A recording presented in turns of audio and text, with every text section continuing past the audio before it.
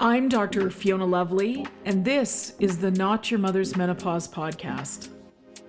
I'm taking the taboos of menopause and perimenopause and bringing light to the dark. No bullshit, no shame. It's time for us to gain a new paradigm in female health, out with the old and in with the new, and I'm bringing fresh perspectives from someone in the arena. I've been practicing women's health for nearly 20 years, and I'm spilling the tea on what it means to live at midlife, knowing that the best is yet to come. I'm sharing my Gen X approach to living through this transition. Sassy, a bit sweary, and always honest. Tactical tips and instantly usable information is my aim. I hope to make you laugh and that you learn something new that helps you embrace the change. Together, we bring power to the peri. Onward to the podcast.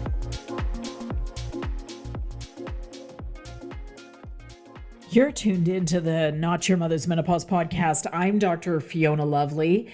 And if you've ever heard the terms mitochondria or oxidative stress or antioxidants and thought, what in heaven's name are they talking about?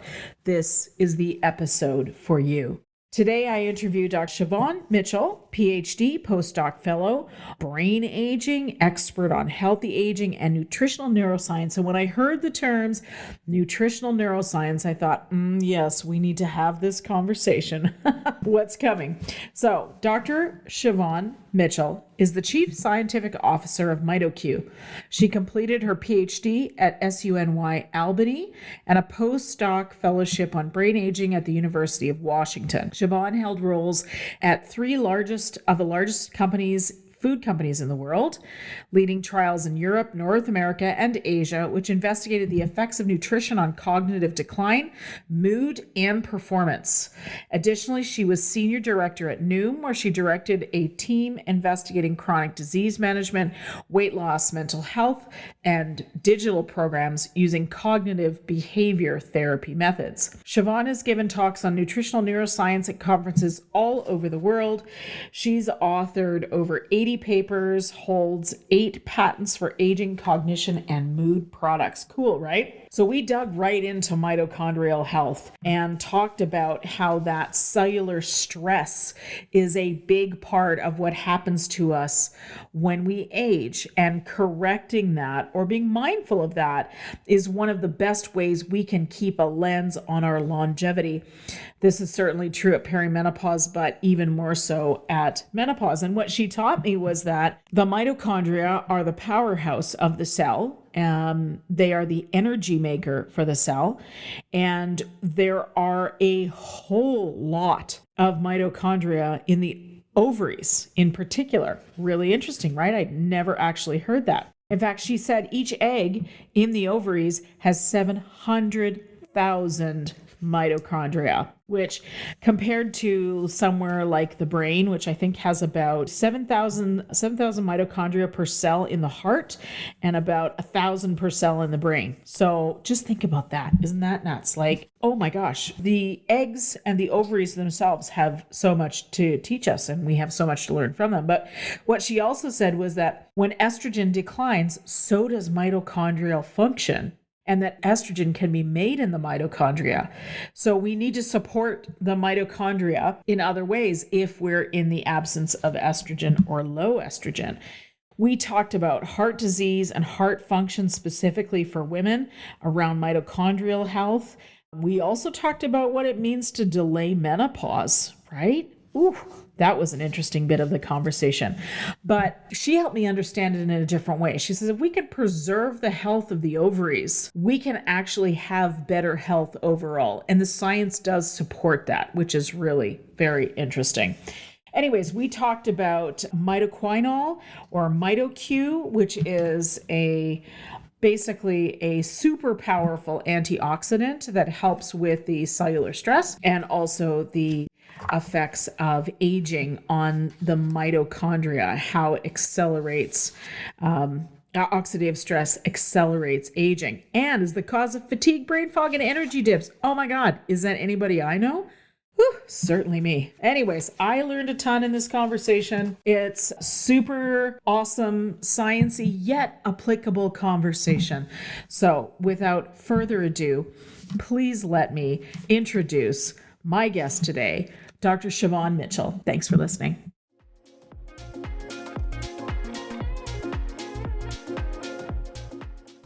You know what I hear from so many of you? I wish I'd known. I wish someone had told me. I felt so alone. What if no woman ever had to say those words again about menopause? The menopause doula certification isn't just about training women to help women. It's about building a community of advocates who refuse to let women navigate menopause in isolation and confusion. Whether you're a therapist, a nurse, a wellness coach, an allied health professional, or simply someone who's passionate about supporting women, this certification will give you the tools to make a real difference. We're talking comprehensive training in hormone health, brain science, sexual wellness, emotional support, everything you need to truly understand and support women through this transition. But more than that, you'll join a movement of people who believe that menopause deserves expert, compassionate care, that women at midlife deserve to be seen, heard, and supported. Are you ready to be part of the change? I'd love to see you there. Visit menopausedoulasociety.com and let's do this.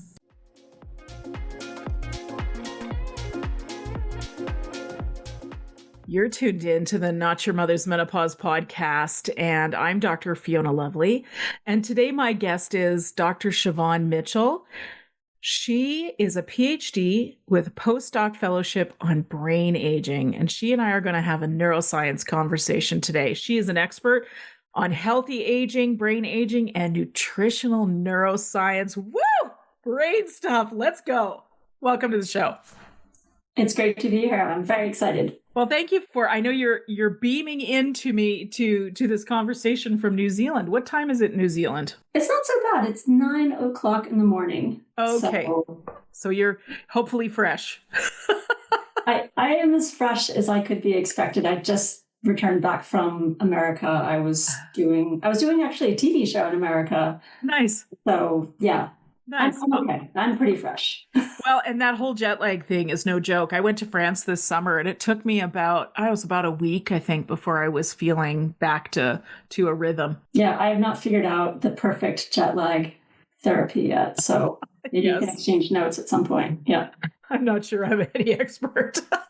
Okay. Anyways, so you're coming to us with some really, really interesting information that I can't wait to talk about. Longevity and healthy aging, and especially when we're talking about the brain, is just one of my favorite things to discuss. But I would like to, before we get there, for you to share your story on how you got to this place, to this conversation, what we're going to have about nutritional neuroscience, etc. Yeah, well, it started pretty early. So when I was about 7 or 8, my grandmother from Ireland came to live with us. And the reason why was that she was developing Alzheimer's and she couldn't be on her own anymore. And I will tell you, I loved my grandmother, but she changed very, very quickly over 2 years to the point where she no longer recognized me. She seemed confused in where she was. She seemed very scared a lot of the time. And I just thought, like, I didn't understand at that young age, like, why is this happening to someone? Like, how can they just seem to lose who they are? And so as it was explained that this is a disease that no one could cure, it just happened, I thought, no, there's got to be a way to stop this. So I decided then and there that I want to be a neuroscientist and just worked my way into a PhD. And what I thought was kind of interesting about after I graduated with this degree in neuroscience is that I thought I was going to go into pharma, but I ended up with this postdoc that really looked at the basic mechanisms of aging. So it's with all these kind of well-known longevity scientists, Brian Kennedy, Matt Caberlain. They're kind of known as being the sort of forefront of understanding things like calorie restriction is one of the main reasons lifespan can be extended. So that's, I think everyone that probably has followed longevity knows that story. Looking at the pathways and understanding that, obviously we're not going to expect everyone to calorie restrict to have a longer lifespan, but there are ways we can mimic those pathways through molecules through nutrition. And then it kind of occurred to me that nutrition is probably the best way to help your brain, over a whole lifespan and prevent aging. So that's how I got interested in nutrition, is the way to do it. And I've lived all over the world working on all kinds of brain nutrition. So things like curcumin and polyphenols, omega-3 oils, probiotics, proteins. So everything you can think of that might prevent brain aging, I have looked into it. And I have a lot of feeling now that the thing that I feel will make the biggest difference is mitochondria. So I spent a lot of time trying to understand what's really going wrong with the brain. And people always talked about the amyloid hypothesis. I'm sure your listeners know about that. Mm-hmm. And it seems like more and more data is coming out these days, just saying it's not it. I mean, it might contribute somewhat, obviously, but the mitochondria might be really the origin of Alzheimer's disease. So interesting. And of course, what we're hearing about the plaques basically is that they can almost be protective. We've thought for so long that they were the problem, but I've heard the theory as well that they are potentially even protective of other things going on. So there's so much to think about. And what I loved about your story was hearing yet another woman scientist, clinician, researcher, talking about the early experiences of our own family members and watching the devastation that comes along with neurodegenerative diseases like Alzheimer's and dementia, of which the listeners of the show know I talk about. It's personal for me too. My mom had dementia after Parkinson's, and my grandmother was diagnosed with Alzheimer's. So I've got them both, and in my family and in my genetics. And so it's always a personal quest for me. And of course, you're probably familiar with Dr. Lisa Mosconi and her own story of her grandmother in Italy and her aunties that succumbed to Alzheimer's. And she wanted to know the mechanisms, and the research wasn't there. It wasn't there. Yes. Yeah. So she went about creating it. Yeah. I also really fell in love with the research of one of her collaborators, Roberta Brinton. One of my favorites. She's a legend. Yeah. She is. I'm hearing that. Yeah.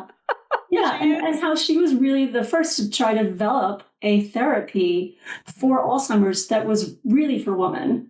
Yeah. So I thought that was amazing. Yes, so I'm really excited about that clinical trial going on right now, because I think we're going to get results soon. Oh my God, I'm so something excited. that really might help women in preventing dementia and also helping people who are starting to have a little bit of cognitive decline. Yeah. Well, and frankly, it's time. It's crazy that we've had to wait this long for it. And I know I was just saying to a patient on Tuesday this week in the office that he was asking about Alzheimer's research. And I said, well, listen, the Alzheimer's research has been ongoing. Pharma trials have been ongoing since the 80s, and they have failed to really move the needle. And that has been considered a real big problem. Anyways, let's talk about the aging business. Okay, what is it about aging that we need to know? Is it just a matter of sun damage? Is it free radicals? Is it physical breakdown? What is actually going on? Yeah. I mean, you can start talking about the 12 hallmarks of aging. And I'm getting a little bit ahead of myself. So maybe some people have heard about how there's this kind of pivotal paper that looked at all these different main mechanisms of aging and grouped them all together as 12. And so there's mitochondrial dysfunction, there's epigenetic changes, there's loss of nutrient sensing. I could go on.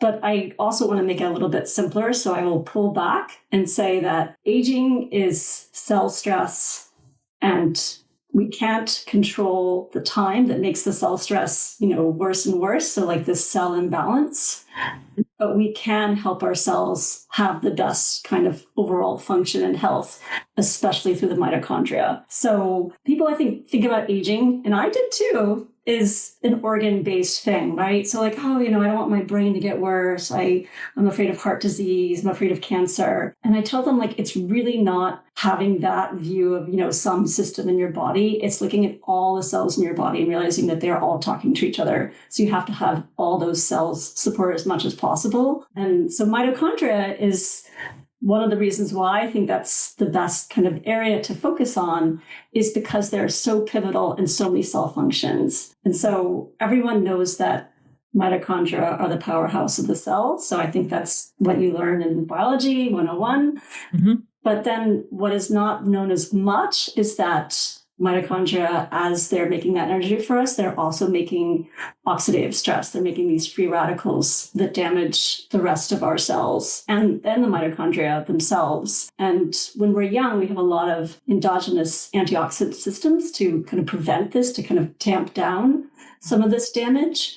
But as we get older, that balance is going away more and more. So as we make that energy, we're making that free radical kind of pollution that then damages our cells more and more. And we can't prevent the damage. We can't fix the damage as well. And that is aging. So yeah. And I can also kind of now bring back the 12 hallmarks and say that when you look at a lot of these 12 hallmarks, a lot of them can stem from mitochondrial dysfunction. So in the end, if you look at where they all sort of come from, like nutrient sensing, actually mitochondria is the main way the cell's sensing nutrients, because that's its job. It's taking the food from our body and making it into energy. So of course it has to know what nutrients are going on. So yeah, I could go on, but I will just end it there. Yeah, but I love it. It's again, as I caught to from the beginning, I'm just as much of a science nerd as anybody. So I love to have these conversations. But let me ask what is specifically happening to our mitochondria during menopause and perimenopause. Oh yeah, so good question. And a lot is happening, unfortunately. And we were just talking about Roberta Brinton. She's been instrumental at really understanding, for instance, how our mitochondria change as we lose estrogen, because estrogen is made in the mitochondria. There are a lot of estrogen receptors in the mitochondria that then go on to kind of tell the mitochondria how to function. And so when you go through menopause and you lose that estrogen, your mitochondria are no longer functioning as well. Like they don't have the script as much. And so things like making more mitochondria, so mitochondrial biogenesis goes down when you lose estrogen. The way that they make the proteins that build the energy go down as well. And then the oxidative stress, that kind of internal defense system against oxidative stress, that also goes away more as you lose estrogen. And so Roberta Brinton did a lot of research showing that, for instance, in the brain, your mitochondria start to dysfunction and they can't create the same kind of energy that you need even just to function normally. And so she actually just published a paper, I think like a month ago, showing that women who are showing perimenopausal cognitive issues are showing less energy use in their brain. And that's their mitochondria basically having that dysfunction, because the estrogen that is especially needed in the brain to keep those mitochondria functioning optimally are not having that kind of support anymore. Wow. So this is one of the mechanisms of that hypometabolism we talk about in certain areas of the brain at perimenopause. Yeah. Wow. So yeah, it's like I go into other areas as well that are also really important for mitochondrial function in terms of, when you lose that estrogen. I'm sure you've discussed this before, that your cardiovascular risk goes up quite a bit. It's actually like going off a cliff. And I can speak more in terms of studies that have looked into it. But then bone sort of density and maintenance also quickly goes down and needs a lot more support. And then overall body composition, even the way that we can maintain muscle. Yeah. Okay, let's come back to that energy estrogen cliff. But really what I want to ask about is to come back to Roberta Brinton's work and the hypometabolism and how the mitochondria are connected to the estrogen decline. And is everything connected to the estrogen egress is what I want to know. It sure seems like it. Yeah, well, I think what's interesting that maybe is the new twist that I'm really appreciating right now is that, yes, the estrogen declines and we need to support our mitochondria in different ways, right? The other thing I think is really fascinating is this idea of delaying menopause as long as possible. And one of the best ways you can delay menopause is to target your mitochondria and make sure your mitochondria, especially in your ovaries, are being supported. Okay. So that is a whole new area of research that we have a lot of new understanding in. So we can also get into that. So delaying menopause by targeting the mitochondrial function. Yes. Did I hear that correctly? Exactly. Yeah. Okay, so Daisy Robinson, she's the one doing this research, yes? Are you talking about the rapamycin trial? That I don't know. Okay. And I think I've got her name correct, but I could be wrong. So she's the one that really, I think, is quite focused on ovarian senescence in particular. Yeah. So this is I think going on in several different places. Okay. I am particularly interested in some of the work that there's an Australian professor, Rebecca Royker, who's doing a lot of this kind of work. And then also there's a study going on in Colombia looking at rapamycin in women. So this is a clinical study to delay menopause and, kind of bring back actually sort of ovarian function in women that were starting to show that kind of decline. And so that is clearly rapamycin, I think everyone knows, is operating through a mitochondrial like kind of mechanism in terms of blocking mTOR. Yeah. Okay. Like let's unpack some of this. So let's there's so much. Oh my gosh. 6 hours later, we've got a Peter and Tia style 3 episode. Anyways, somebody's got food ordered in. Who knows? My husband's going, what the heck are you doing still on the microphone? Anyways, okay. So let's come back to this. So the hypometabolism is in the brain because of the estrogen egress. Is this where the fatigue, brain fog, energy loss is coming from that we're experiencing in perimenopause and menopause? This is seemingly likely in the fact that a lot of studies are now showing that, these fluctuations, especially in estrogen that are happening during kind of perimenopause, seem to also correlate to brain fog and to worse issues in terms of sleep and things like that. Mm-hmm. And I can give a lot of data on animal studies, so preclinical studies that have looked at how if you take away the ovaries in animals, you can then make your mitochondria not work as well anymore. And then, they can't learn as well. And there are a lot of other things going wrong. I know. What? Yeah. That's bananas. Okay. All right. How does this translate to the people that are listening to the show that are not scientists, not talking on this sort of high level? Like, what are we talking about? What are the things that women are experiencing when we're having that oxidative stress? The mitochondria aren't doing what we're used to them doing. What's happening? What are we experiencing? Okay. Yeah. So when mitochondria, especially in your brain, are not functioning optimally because for whatever reason, like maybe they're not even getting the fuel that they want. So for instance, there's evidence showing that your brain mitochondria stop using glucose as well as you go through menopause. Oh. And so interestingly enough, like when that happens, they're now a little bit starved for fuel. Sometimes they can even start breaking down the white matter in our brain, so the kind of fatty tissue that is around neurons that help keep our neurons optimally kind of functioning, that starts to deteriorate because your brain is now breaking it down into ketones to use as a different fuel because glucose is not being used. And so this is obviously not good because white matter, that's really correlated to, if you lose it, to worse cognition. So, yeah. Okay, so when I hear tidbits of juicy science like you have just shared, I feel so deeply all of the women that are so terribly misunderstood around brain function, cognition, personality changes, etc., how we just have not been able to access great help. And the answer isn't always an antidepressant or anti-anxiety medication, but it's often what medicine thinks is the best thing we can do for women. And of course, then we have the whole factor of women are more likely to do suicide during their 40s and 50s because of these changes in the brain, because we make it a personality thing. We make it personal when in fact it's a transition. And I love how Dr. Mosconi talks about it. She says it's a renovation of the brain that's happening.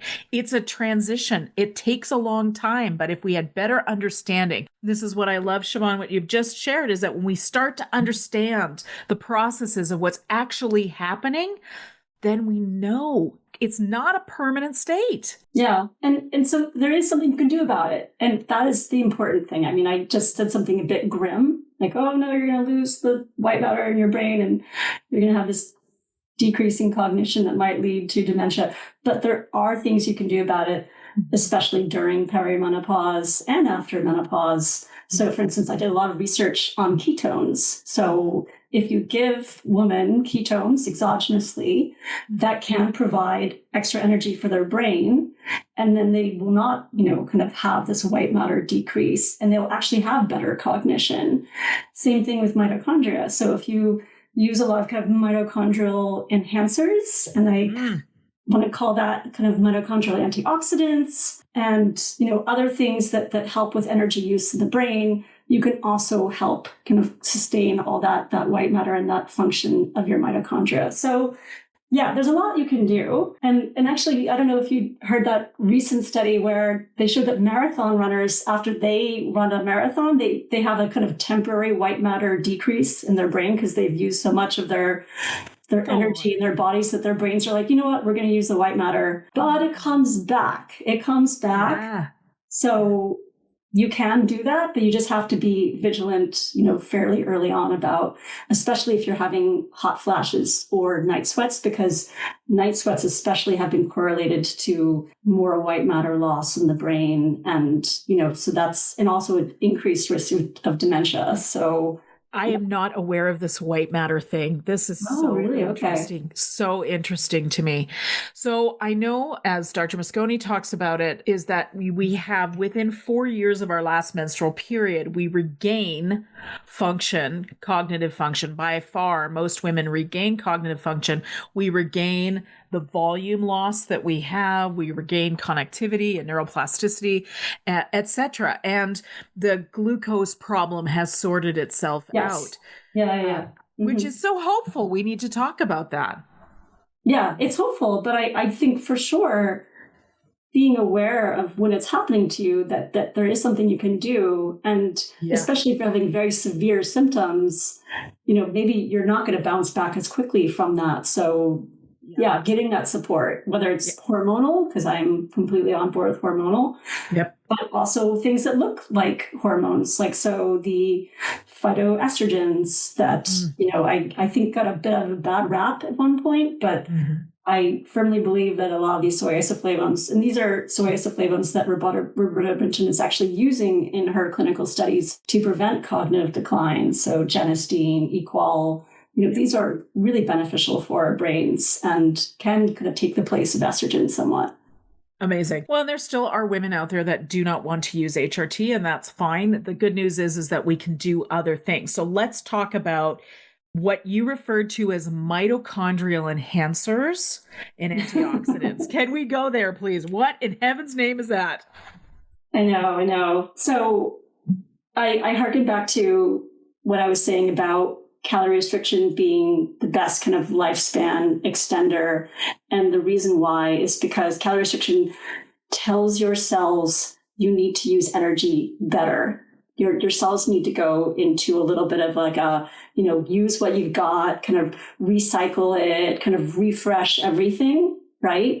Especially refresh your mitochondria. So things that help mitophagy, so that's mitochondria kind of refreshing themselves, rejuvenating, are really great mitochondrial kind of boosters in terms of now you can use the same kind of amount of energy. You can have that same level of protecting against oxidative stress. So mitophagy enhancers such as MitoQ. So I will get into MitoQ in a little bit, but this is a very strong mitochondrial antioxidant that can help the mitochondria refresh itself. There are others as well. So there's urolithin A. I think that's got a lot of appreciation, and spermidine. So there are a lot more coming out more recently. Oh, and ketones as well. So, and if people don't really know how to get hold of ketones, like where do you get ketones? You can also get them from taking medium chain triglycerides, which are found in coconut oil. So medium chain triglycerides are these kind of special fats that don't kind of get stored in our bodies like these long chain fatty acids do. And so they just go to your liver and they get broken into ketones right away. And these ketones are the only other fuel that our brain can really use very well besides glucose.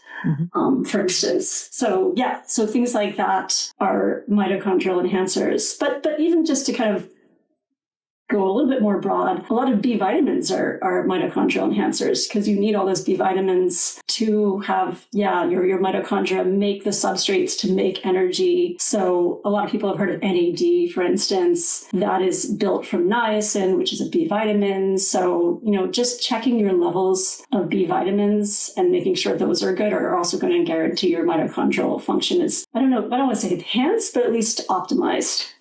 Okay. So we have talked about on this show, we've talked about spermidine, we've talked about ketones, we've talked about urolithin A, but MitoQ, and we've certainly talked about B vitamins, but MitoQ is new. So can you tell us about that, please?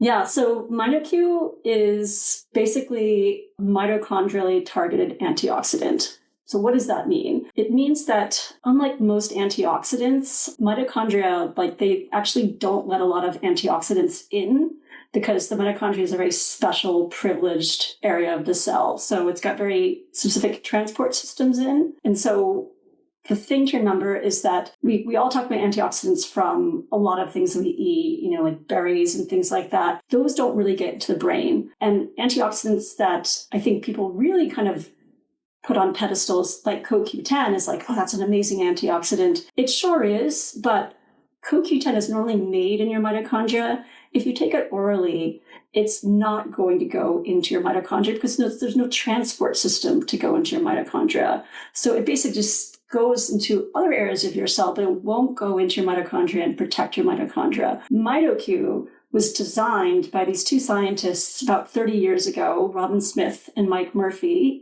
in New Zealand, so University of Otago, to have a special tag on it that is mitochondrially targeting. And this tag is very positively charged. It's called triphenylphosphonium ion, and it allows this molecule, this MitoQ molecule that is basically an antioxidant, to go to the mitochondria up to 90%, which is way more than any other kind of antioxidant. So like CoQ10, maybe like 5% of it can get into the mitochondria. Curcumin, all those other antioxidants we hear about, like 1 to 2%. So this is really, truly unique in how well it can get you a mitochondrial protection.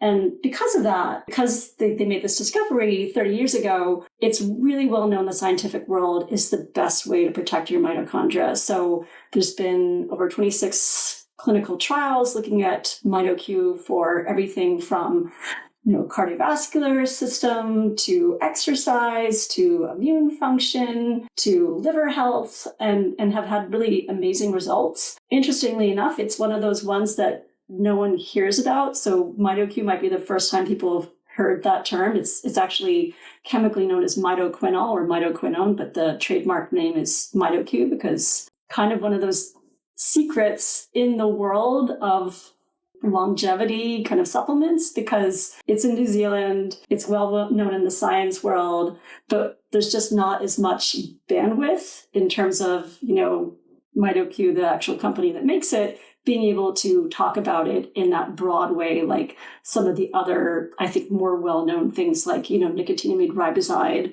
that has David Sinclair kind of going to every conference going like, oh, this is the best thing ever. So it's a quieter molecule, but it's very robust. It's got amazing data behind it, like over 900 preclinical studies, for instance. Wow. So, yeah. Well, okay, so you said 90% gets into the mitochondria, which, as you said, was way more than any other delivery system method, correct? Did I get that right? Okay. Yes. Yeah. What does that feel like? I mean, it varies for everyone. So everyone is unique, right? But what we have found when we ask people how it feels like taking MitoQ, the main thing is that people feel like they are getting more energy, especially if you've felt depleted in energy. And this is obviously something that happens in menopause a lot. So I'm laughing because I don't know a single woman in perimenopause who feels rested or energized or wakes up refreshed. And I laugh because I had a patient earlier this year ask me something along the lines of, Dr. Lovely, do you wake up refreshed? And I literally burst out laughing because it had been so And I actually had to think back. I did an Instagram reel on this, but I had to think back to the last time I felt like I slept well enough and woke up energized and refreshed. And it was probably pre-professional school. Perhaps you have a Wow. similar, Okay. perhaps you have a Yeah, similar that's a little severe. Maybe you should try some MitoQ. MitoQ, yes, please. And just to give that sense of like energy, what do I mean by that? It's not Yes. like caffeine where like, oh, you take it and then you get an immediate boost. It's something that we have clinical studies showing that, for instance, it can help with exercise performance, recovery from workouts. So kind of, getting that sort of feeling of like, I can go and do this exercise, this challenge that I try to do every day. But others say that they kind of notice it as like, all right, I usually feel fine in terms of my energy most of the day, but then in the evening I get really tired. But now, with MitoQ, I don't feel as tired. I feel like a little bit more boosted. Oh my God. Who doesn't want that? Yes, please. I'll have some of that for sure. Yeah. I love that.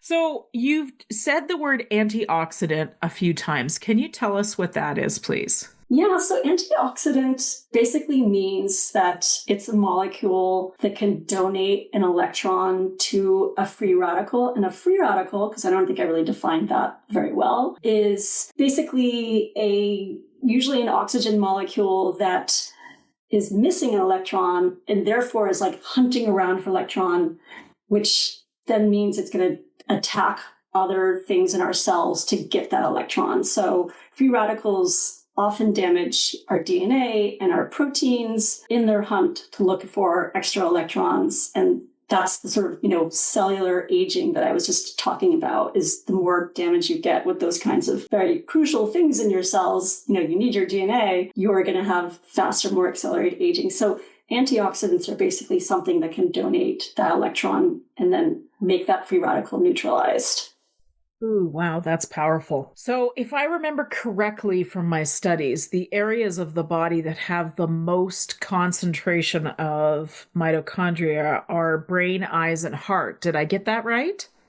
Almost. So yeah, Okay. definitely the brain has a huge amount. The heart has, so yeah, typically most cells have about 1,000 mitochondria. The heart, for instance, has 7,000 mitochondria in their cells because it's such an energy intensive place. So that is totally true. The brain is, not quite that much, but somewhere in between. Muscles, especially if you exercise, can have more mitochondria. But if you're not exercising, your muscles can maybe just have the standard 1,000. If you're exercising daily, intensively, you can bring that up to 3,000. So that's, literally seeing how mitochondria, you can build up your mitochondria function just through exercise and build up your resilience as well. But the main place you have mitochondria are actually, for women, your oocytes. So your eggs, your ovarian eggs, they have up to 700,000 mitochondria Go on. per egg. Yeah.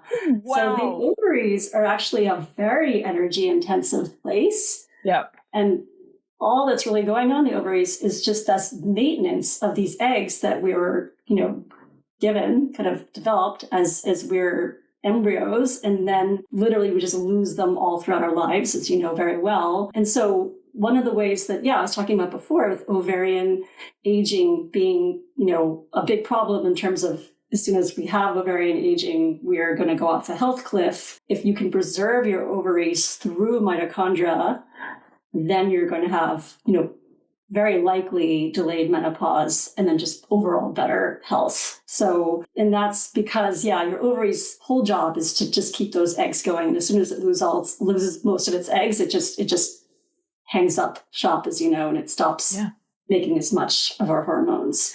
So, and we have the health decline that goes along with that. That's when that ovarian senescence happens. This is when we see these sort of chronic degenerative things start to take hold for women.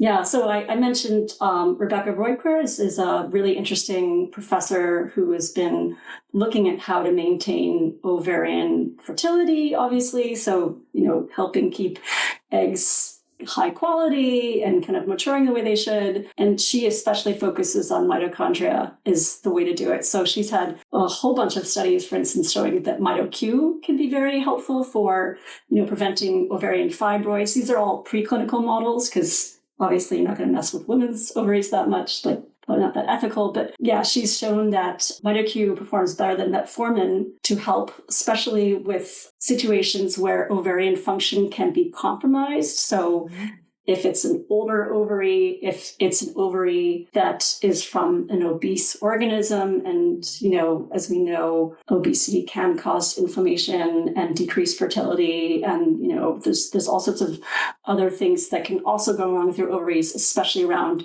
environmental toxins. Rebecca Woodkers also looked at how all sorts of these microplastics and other kinds of, I would say, toxins in our water system can also decrease ovarian fertility by causing mitochondrial dysfunction.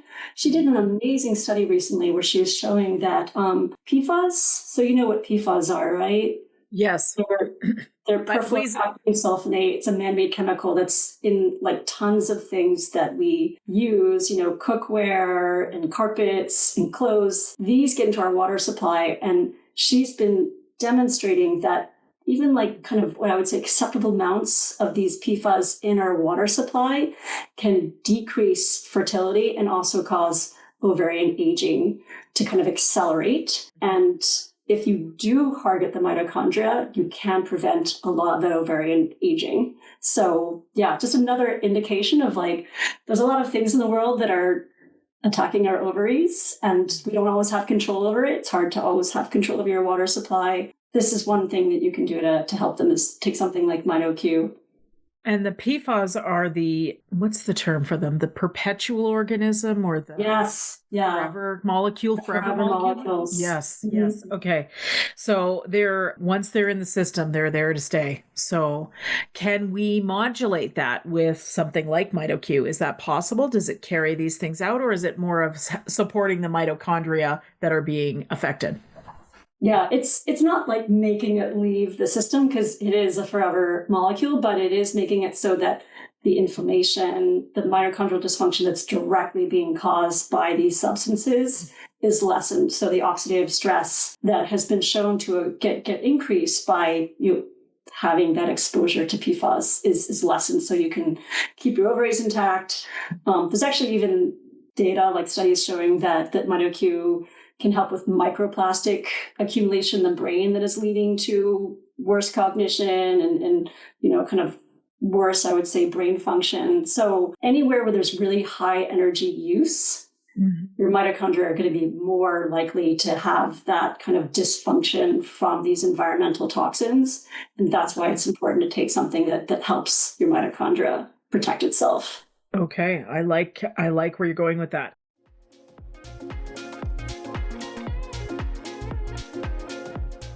Mitochondrial health is a critical piece of longevity and aging well. But where do we learn how to take care of our mitochondria? The powerhouse of the cell, providing us energy and strength. Mitochondria are in every cell in our body, our brain, and our muscles. Menopause is a time of reduced energy, causing fatigue, muscle loss, brain fog, changes to skin appearance and body composition, reduction in strength and endurance. These changes aren't just annoyances, they can seriously impact overall health and longevity. I get help with this using MitoPure from Timeline Nutrition. It's a clinically tested urolithin A supplement that rejuvenates the mitochondria. These innovative products use this natural compound to trigger an anti-aging pathway in our cells called mitophagy.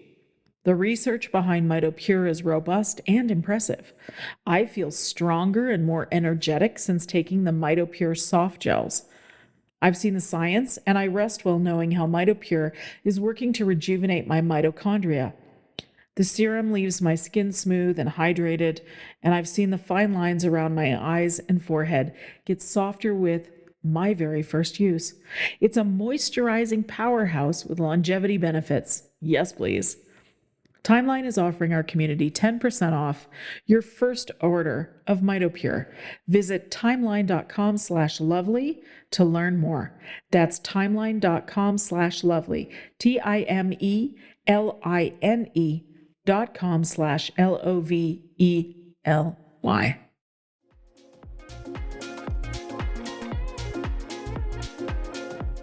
Okay, let's come back to heart health, because this is, again, something that is near and dear to my heart, having lost close family members to heart dysfunction, heart disease as we get older.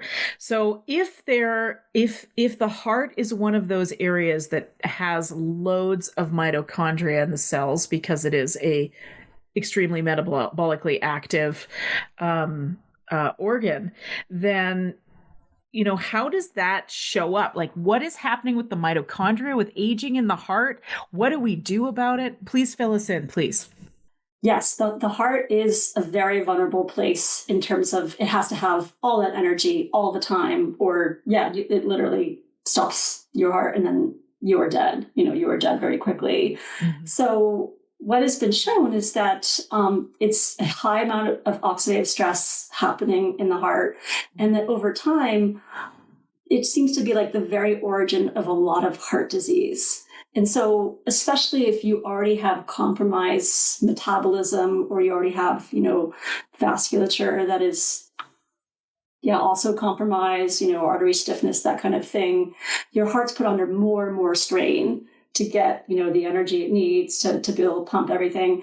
And so your mitochondria start to dysfunction. And basically what's frustrating about the most ways that we treat heart health is that they are not treating mitochondria. Like statins are one of the main ways that we help with, people with cholesterol problems.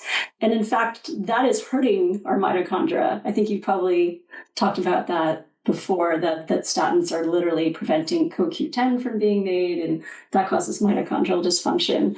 So it's frustrating to me that heart disease is going to be the number one killer of women. And as we've discussed before, after menopause, you are going to be much more at risk of heart disease. But when you think about how people are treating heart disease, it's all through these other kind of medications that actually can somewhat compromise your heart.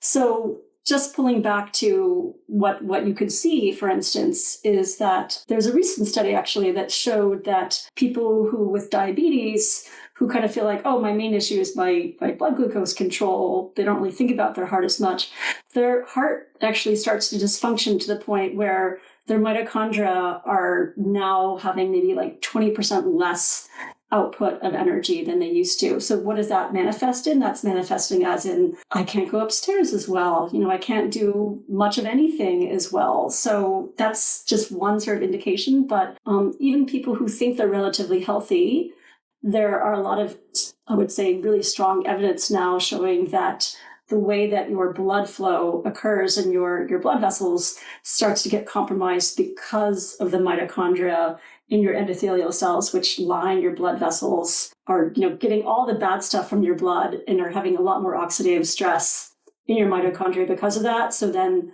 they end up being less responsive to nitric oxide. They no longer open up as well in terms of vasodilation and getting blood flow to where it should be. And then they start to also, have compromises in exercise function, things like that. So these are just the beginning stages of, how heart health is important, and in terms of mitochondrial function. And also my frustration that people aren't looking at is the actual solution for a lot of that initial preventative steps that we need for heart health. And for sure, lifestyle, exercise, diet, that's important. But I also feel like sometimes you need an extra step.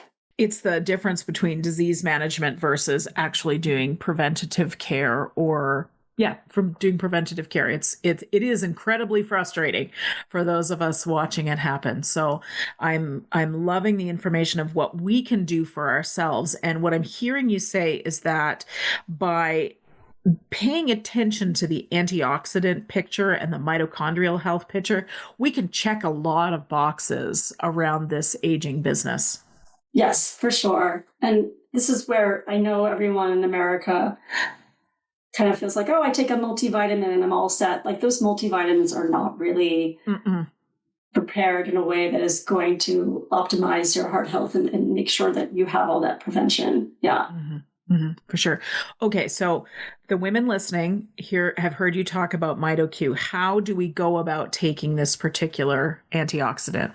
Yeah, so this is sold as a supplement, and it's, you can get it on Amazon, you can go to the MitoQ website, mitoq.com, and it's, capsules. So the main thing is that MitoQ does have decreased bioavailability in terms of getting into your gut wall if you take it with a lot of food. So it's really important to take it on an empty stomach. Okay. At least half hour before you have like a big meal. So that's one thing. And I have also heard, because of that energy kind of functionality it has, that it's better to take in the morning, because sometimes people get a little bit jazzed up and they can't sleep as well at night if they take it in the evening. So I think that those are the main caveats. Yeah. Okay. Interesting. So is there, first of all, I love that. And I just have to say this because I just learned this recently, is the number of fakes on Amazon for supplements and skincare. So for heaven's sakes, if you're buying on Amazon, make sure you go to the store that actually if MitoQ is a safer option, mitoq.com. Please go there, buy it direct from the manufacturer. Anyways, that's a whole other conversation to have another time.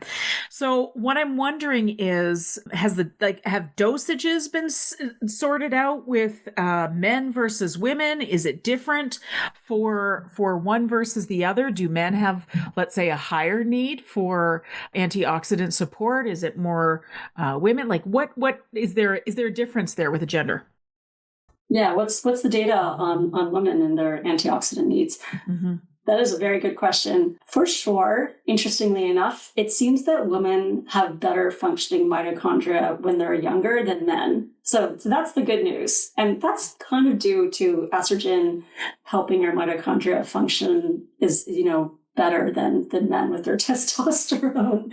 Men actually have more oxidative stress in their muscles, their muscle mitochondria than women. But as I said, once you go through perimenopause and menopause, that loss of estrogen means your mitochondria are a lot more vulnerable. So, something like MitoQ, most of the studies have been using 20 milligrams. Okay. As a dose that can, for instance, as I said, help with exercise. I'm going to go a little bit into disease state. So I'm just transferring scientific knowledge. I'm not kind of telling people what to do with their health. They should talk to doctors, but it has been shown to help with hypertension, especially for women. So, that's obviously an early sign of cardiovascular issues. And then everything in between. So immune dysfunction is another thing that I think women need to be aware. Mitochondria are very important. So for instance, when we went through this pandemic, right, COVID was basically causing inflammation and causing that cytokine storm mostly through our mitochondria. And so I don't think there's that much awareness of that. No. So things like MitoQ were actually very effective at preventing COVID and also decreasing symptoms when you did have COVID. And this is a clinical trial with 20 milligrams, because of the fact that if you can decrease that cytokine storm during the infection of, the COVID virus, you can have a much better sort of overall immune reaction to it. And so what I remember about the whole, how do you treat COVID? How do you prevent COVID? There was a lot of conversation about the polyphenols, PQQ, ubiquinol, etc. And so CoQ10 and others. So you're just, I suppose all these years later, we have now the science behind that to show that is actually an excellent preventative strategy. Yeah. And I don't know if this is like something that you talk about very much with your listeners, how much immune dysfunction is also something that we need to combat during aging, because especially women are going to have a lot more autoimmune diseases, right? Yes. Yes. And this is also another area where protecting your mitochondria can make a huge difference, because, all that autoimmune activity, which is causing this kind of inflammation that then destroys our tissues and damages, tons of other things, and gives us that brain fog and that fatigue. if you can prevent it by, or at least, alleviate some of it by helping support your mitochondria, that can be very helpful. So MitoQ has also been shown to help with things like chronic fatigue syndrome. So this is huge. We could go on about some of these other things. Long COVID is another study that's going on right now with MitoQ. So what I was going to say was about the autoimmunity. Of course, you and I both know that women bear the brunt of autoimmunity disease or autoimmune disease, and that treatments for it are pretty thin on the ground. Yes. And so I love what you're saying about this is another thing that we can do ourselves, especially if we know either we have the propensity towards autoimmunity, or we can't take the medications that our doctors are suggesting for us, or we know that there's autoimmunity in the family. This is one of those things. Paying attention to the mitochondrial health and oxidative stress can help with that. Brilliant. Thank you for sharing that. Yeah, for sure. That's fantastic. Okay, where can people find out more about your work, about MitoQ, whatever else you want us to know, please? Obviously, you can go to mitoq.com and learn a lot about MitoQ. You can also go to PubMed and just type in MitoQ, and you'll get the over 900 different studies. And I haven't even got into all the different clinical trials that are going on with MitoQ. I mean, I did mention long COVID, but for instance, MitoQ is now being looked at for PTSD. It's being looked at for IBS. And Crohn's disease. And also, I would say various kinds of heart health issues, like everything from peripheral artery disease to congestive heart failure to, sort of diabetic related cardiomyopathy. So it's just got a ton of different, I think, exciting data coming out soon on those kinds of things. And I haven't even gone into the brain health studies. So there's studies, I know.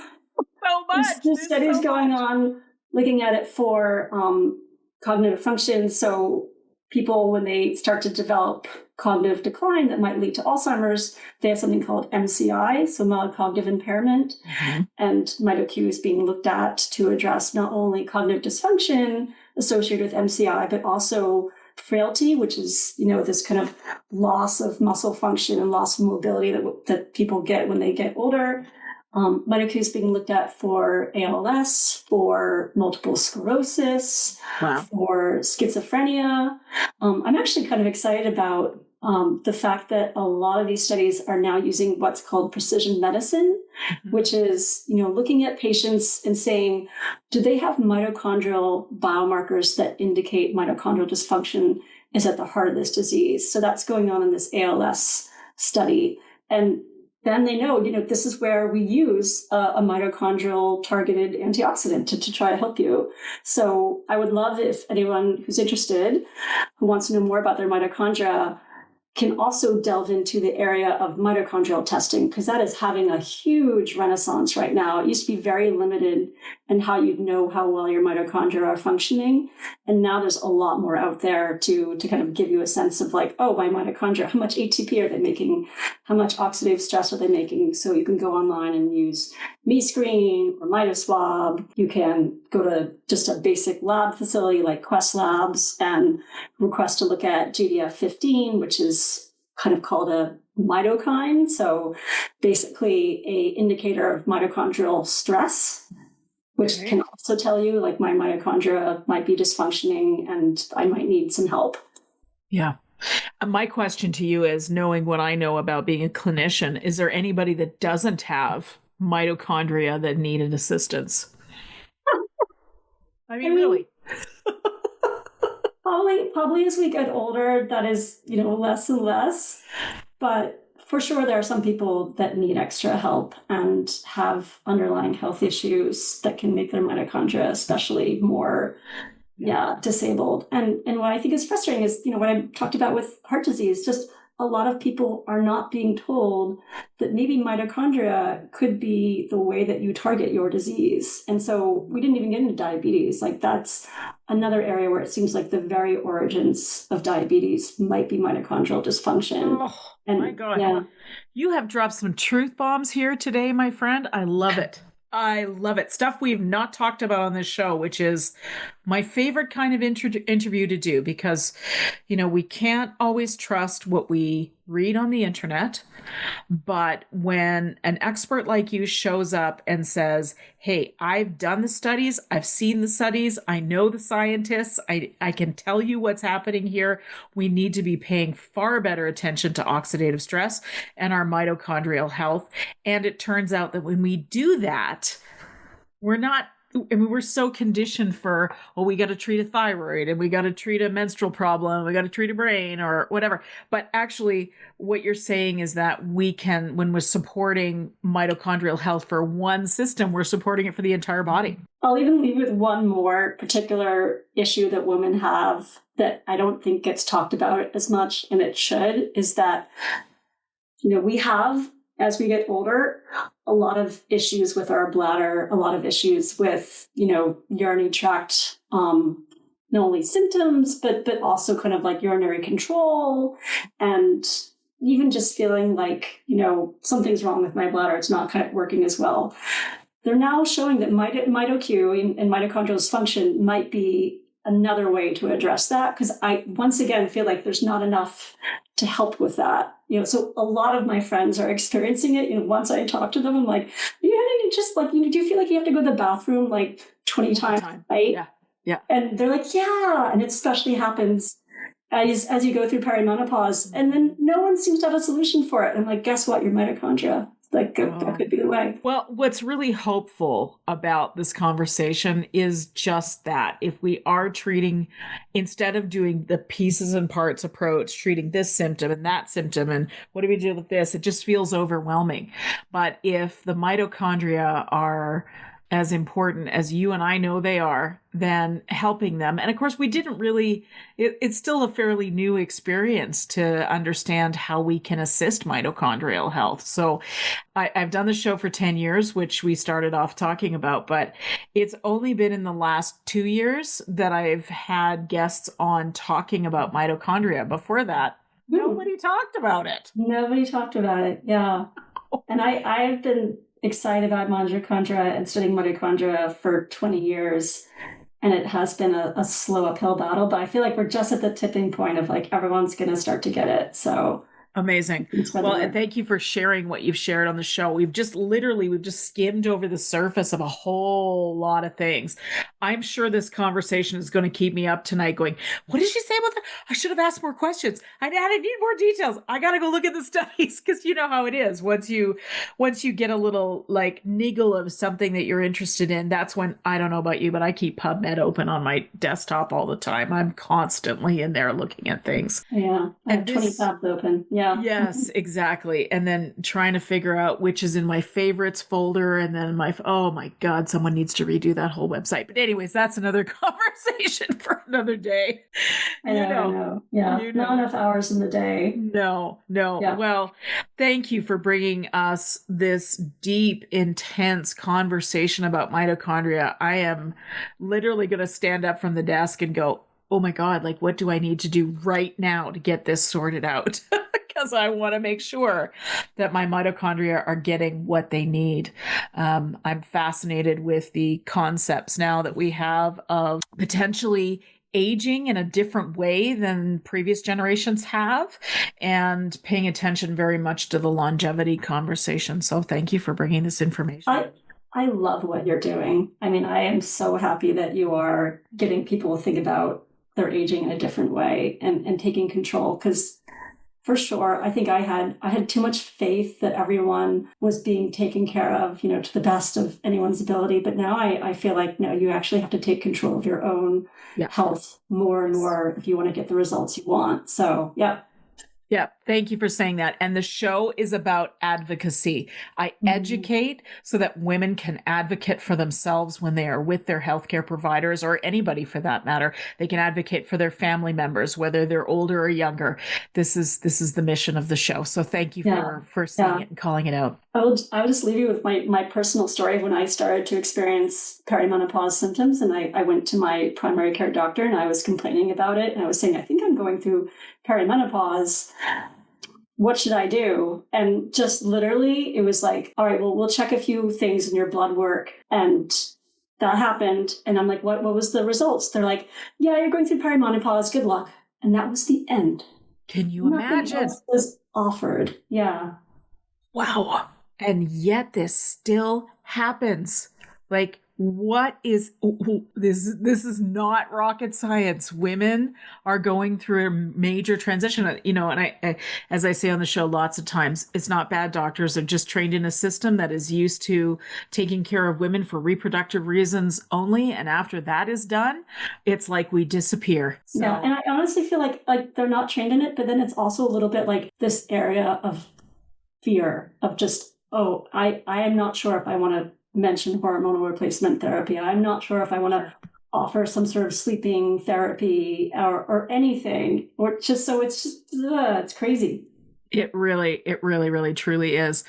And I am personally here for the women in my age group that are quietly, I'm not so quiet, but others are, getting strong and sharp and more beautiful and more authentic as we get older. Hell yes. Yes. Yeah, exactly. I'm so here for it. It's about time. And here's the thing. They're not paying attention to us. They think that we're frail. Yeah, well, we're gonna outlive them all. So yes, I was gonna say the uprising is coming and it will be female. So thank you for your contribution to that through this beautiful science, this amazing conversation. And again, I am even more in awe of the importance of the mitochondria. God knows I've been studying it since I was in high school, but again, here we are back at it talking again. So Siobhan Mitchell, thank you for being on the show. And may I ask you the final question I ask all my guests? Please have some fun with this. Okay, knowing what you know now, what would you tell your younger self? Oh my gosh. Yeah, a little bit what I said earlier, like take care of your ovaries. Like when I was younger, I just thought fertility is not what I want, I want a career, I want all those things. I did not equate taking care of my ovaries is not just fertility, but it's also helping my overall health. So I think that's what I wish I had known earlier. Oh, and that everyone should get a continuous glucose monitor and learn about how their glucose changes with their own particular food choices, because it's different from everyone. And I did not understand that until even like a few years ago. Yeah. It's so powerful, that information, isn't it? Yeah, I know. And you think you're doing a good job of eating whole grains. Well, whole grains are still carbs. And if you have a certain physiology, like they're still going to make your blood glucose spike. And you need to have the protein before. You need to do a whole bunch of things. So I feel like the nutrition knowledge out there is not enough when you realize how much your blood glucose is individual. Yes, absolutely. Oh, great advice. Dr. Siobhan Mitchell, thank you for being on the show with me today. Okay, thank you.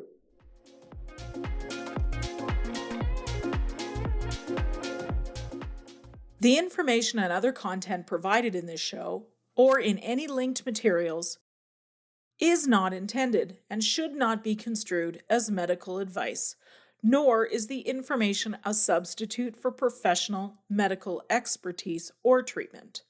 We are doctors, but we aren't your doctor. Seek your doctor's opinion. If you or any other person has a medical concern, you should consult with your healthcare provider or seek other professional medical treatment. Never disregard professional medical advice or delay in seeking it because of something that you have heard in this podcast or in any linked materials. If you think you may have a medical emergency, call your doctor or emergency services immediately. The opinions and views expressed on this page and in this show have no relation to those of any academic, hospital, health practice, or other institution. Thank you.